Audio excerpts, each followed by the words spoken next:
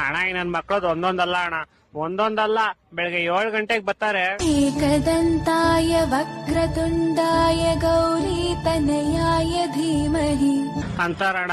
ನಾನ್ ಹಂಗೆ ಕೇಳ್ಕೊಂಡ್ ಆರಾಮಾಗಿ ಪೀಸಾಗಿ ಮಲ್ಕೊಂಡಿರ್ತೀನಿ. ಸಡನ್ ಆಗಿ 12 ಗಂಟೆಗೆ ಬಂದ್ಬಿಟ್ಟು ಮೂಲೆಗಲ್ಲಿ ಮಾಲಾಶ್ರೀ ಲವ್ ಯು ಅಂದಳು, ಮೂತಿಗಿಷ್ಟು ಪ್ಯಾರಾಗ ಹೋಗೋ ಅಂದಳು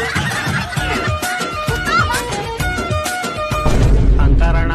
ಆಮೇಲೆ ಮಧ್ಯಾಹ್ನ 2 ಅವರ್ ಬ್ರೇಕ್ ಅಣ್ಣ, ಲಂಚ್ ಬ್ರೇಕ್. ಆಮೇಲೆ ಮತ್ತೆ 4 ಗಂಟೆಗೆ ಬರ್ತಾರಣ್ಣ.